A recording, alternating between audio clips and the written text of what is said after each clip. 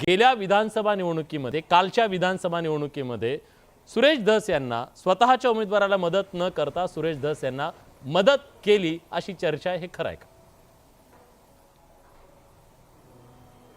हे खोटं आहे, हे खोटे आहे.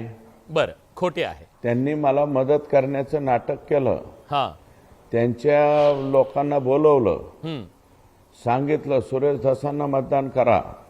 त्यांचे लोक सगळे 100 लोक मला भेटायला आले.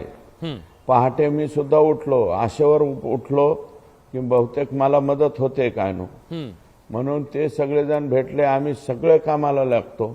सगळ्यांबरोबर मी चहा पिलो, ते बी चहा पिले, आणि जे माझ्या घराच्या विरोधात निघाले ते शिट्टीच्या कामाला लागले, म्हणजे अपक्ष कॅन्डिडेटच्या. बरं.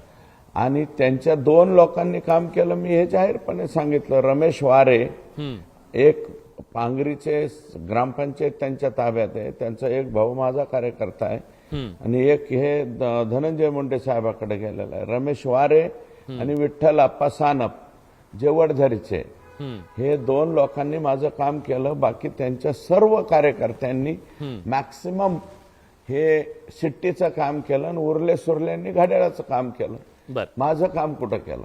अण्णा, त्यांनी समोरासमोर यावं. बीड जिल्ह्यातल्या लोकांना कोणत्याही याच्यावरती माझा माझा दामन साफ आहे, मी ओपन बोलतो.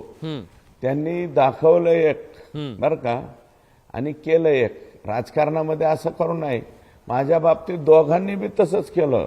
सुरेश अण्णांच्या मनात हाच राग आहे. भावंडांनी, आकाच्या आका आणि त्यांच्या भगिनी. सुरेश अण्णांच्या मनात हाच राग आहे का? ते झालं राजकारण.